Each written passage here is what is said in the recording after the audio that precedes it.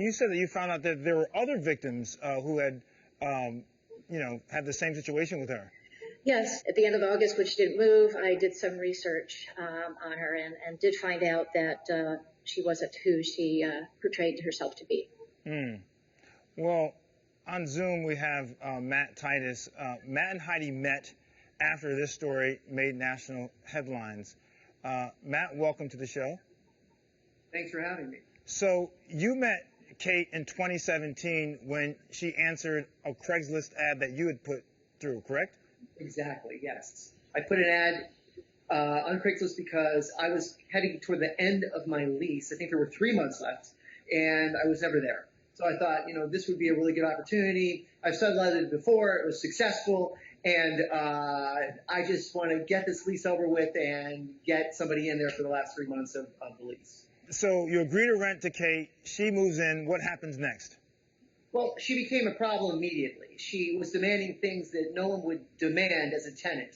She wanted to know where the sheets were. She wanted to know where the towels were. I said, Kate, you're a tenant, and you're a tenant, and you're supposed to have all these things on your own. She also didn't tell me that she had a daughter. So this is a 400-square-foot studio apartment in the West Village that barely fit a huge king-size bed. So that was quite alarming. I was not told there was even a child involved.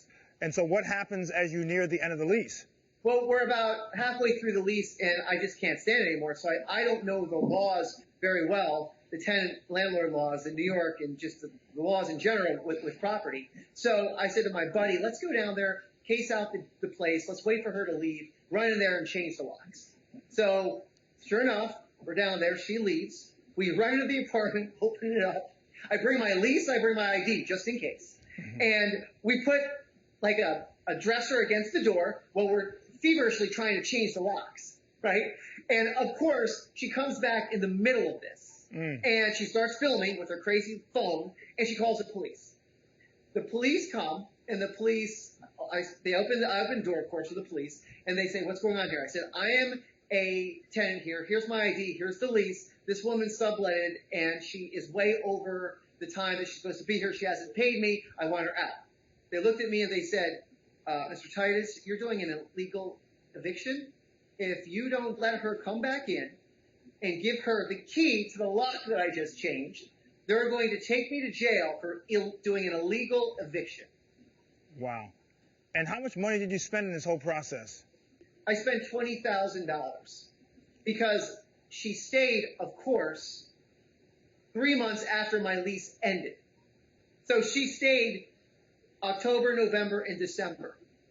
So I had to pay for those months to my my property management company, and all of the other months that I had lost. Wow. I hope that, some kind of restitution happens.